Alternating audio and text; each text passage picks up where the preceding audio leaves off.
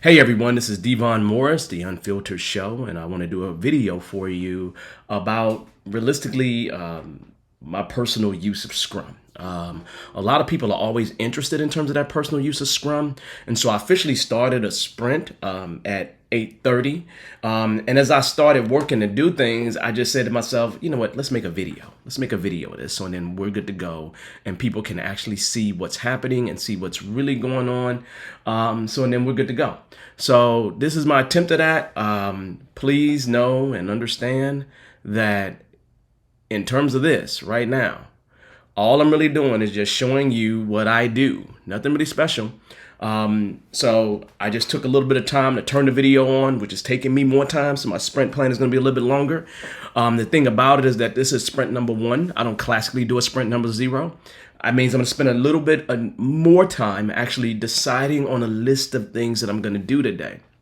So just to give you some parameters, if you don't know much about Scrum, here's just some quick stuff. All Scrum really is a time box plan that you evaluate daily. You learn about the product, you learn about the process, and you do it again, right?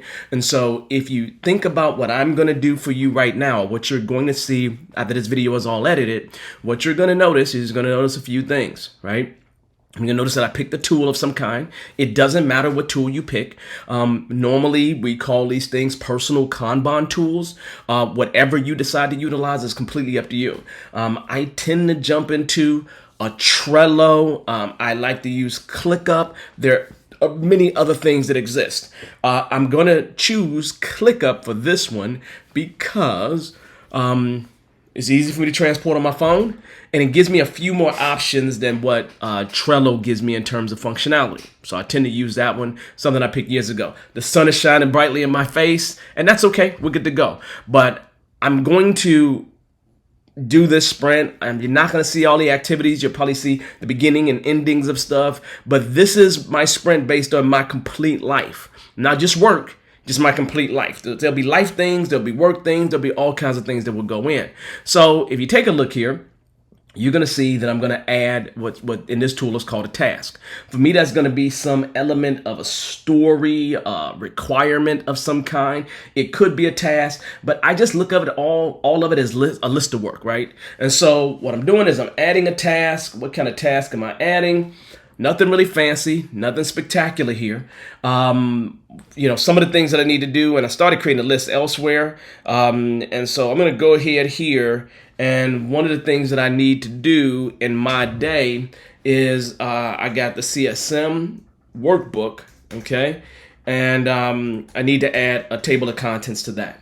So I need to add a simple table of contents to that workbook. Nothing really complicated. I'm not going to add a due date to it or anything like that. I just want to have it added to my list. Now, what I'm going to do is I'm going to select where I want that to go. That is directly associated with the Bearded Eagle Company, no question, right? And then I call that the nest in terms of Bearded Eagle stuff. So I'm going to add that to my list.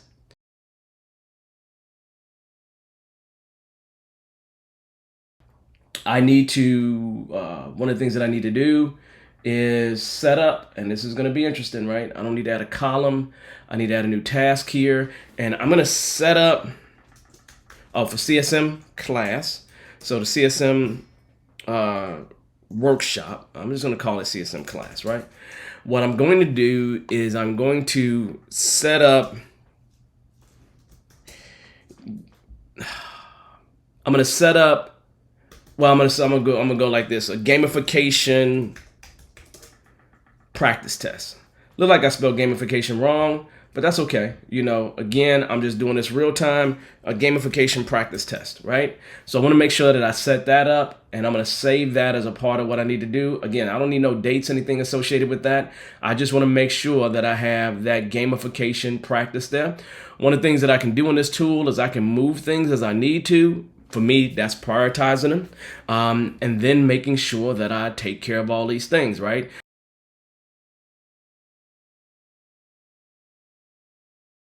At all. So I'm going to add a new task here because I'm going to be taking a trip, at least I'm going to be driving my car a long distance, right?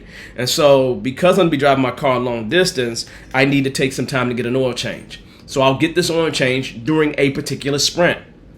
It's probably going to be the only thing that I can get done during that sprint while I'm sitting there getting the oil change.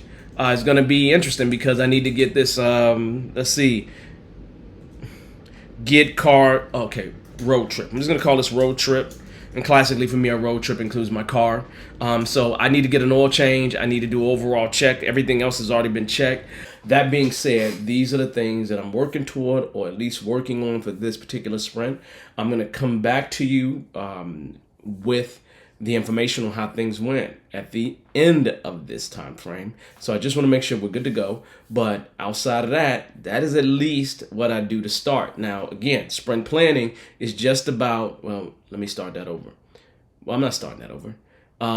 In terms of sprint planning, these are the items that I can do, and then we can go from there. Okay, everyone. It is time to close out our sprint with two final items that we need to do. The first thing is going to be a sprint review. The second thing is going to be a sprint retrospective. Okay, so first I'm going to start with the sprint review. The purpose of the sprint review is to actually just go ahead and take a look at the product that was produced and get some feedback on that product. Okay, and then we'll take that feedback, add some of those items to the product backlog. And then the final thing is we'll do is a retrospective, and the retrospective is lessons learned about, how things really went for us, and then we'll go from there. And that's in terms of the process. So again, let's start with the sprint review. Now, in order to start with the sprint review, I want to take a look at the items that we are doing here, the items that exist within our product backlog ever so famously, right? So I'm going to go ahead and take a look at the initial emails. I had to respond to some emails, so I moved that to the done column. I'm going to have to respond to emails every single sprint. But then that first thing I want to take a look at is going to be, well, let's look at the second thing right here. This right here was completed. So what I did is I added some dates to the calendar, a date in January, a date in February, and a date in March related to the evening Scrum Master classes. Now, me getting the dates and getting that schedule together was just about me looking at things and making sure that it was going to work. Now, I got to ultimately work with my business partner to make sure that we're good to go with those dates. And that's what I will do in phone calls as I'm in transition, because I have something else that I got to do this next sprint that is really going to take up the majority of my actual sprint. So then the next one is this actual table of contents. This thing right here, the CSM table of contents. That was completed as well. So to take a quick look at it, all you have to do is see what we've done right here. This here, and I'll make this bigger for everyone to be able to see it a little bit better. All I really did was add it to the actual table of contents. That's really it. So if you take a look here, and I'll make it a little bit smaller than that, what you'll see fundamentally is that I added a table of contents, CSM workbook, the workbook itself, the actual CSM practice test, the learning objectives, as well as the slides. It's interesting because I really tried to add it in an automated way this particular sprint, and that wasn't working for me. That doesn't work for me for several reasons, because there's the learning objectives, there's the slides, those things are added later as a part of PDFs that's created separately. So putting this work together is like a piecemeal thing that actually happens, and then I add the page numbers after it's all put together. So as I look here, I like this, but my issue is I need to determine, at least the feedback I have for this is what would probably be more helpful for people would be to actually add some subsections. So workbooks, so CSM workbook subsections would probably be really, really amazing for us to add. CSM workbook subsections. Okay. The other sections work out pretty well, so adding subsections would actually be very helpful. So what I did is I went ahead and just add another task here, CSM subsections. I'm going to put it at the top of the list. We'll determine if it's going to be something that is going to be ultimately prioritized there. But that's the feedback I have for at least this one.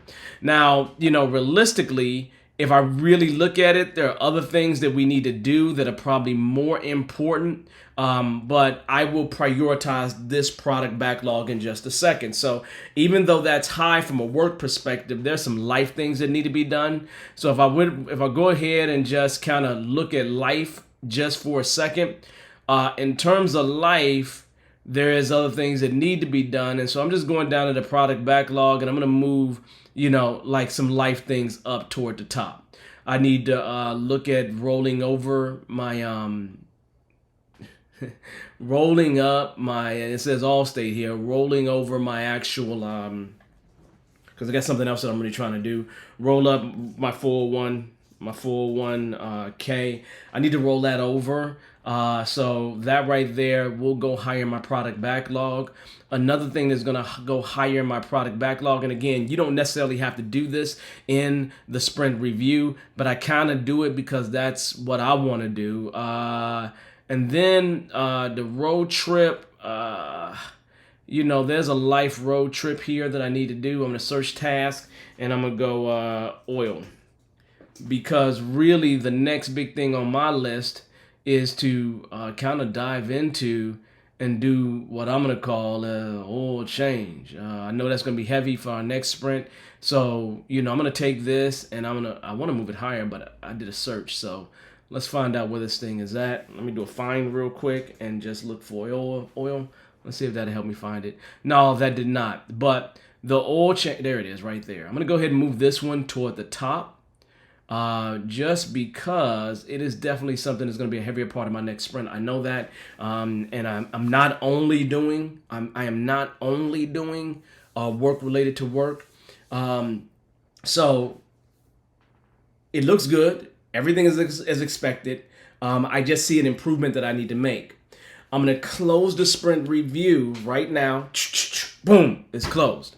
And I'm going to open up the sprint retrospective.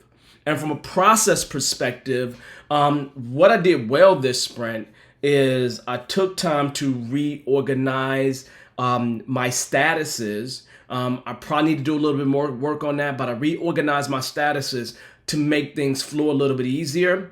The problem was the reorganization of the statuses, right? So realistically, if I have some things that I really want to do, like reorganization of statuses or like some administrative stuff that I need to do to get started, just take a smaller portion of the sprint. I really spent an hour working on that, and that was really a half of my sprint, and I really don't want to do that next time. So if there's a simple improvement that I would make is make sure that I actually take the time and go ahead and do pre-work as needed. This might be a good place to actually have a sprint 0 where I could have spent the entire time, maybe that entire sprint, working on this and then started sprint 1 the next time. But I like to get going, right?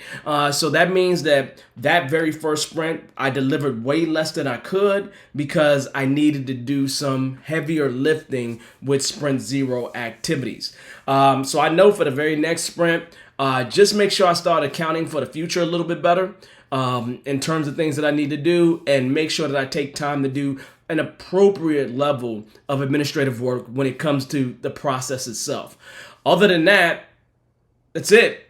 So I'll work on improving, at least reducing the amount of time that I spend on administrative work so I can get more of the other things that I need to get done. Other than that, that's it for my retrospective. It's just about what went good, what went bad, and what action item am I going to take the very next sprint to get things done. So that being said, I'm going to close this out. Sprint number 1 is done, people. It's in the books. That was that 2-hour mark, right? So from 8:30 to 10:30 is that 2-hour mark. I'm going to go ahead and close this out, and then we're going to start another sprint really soon.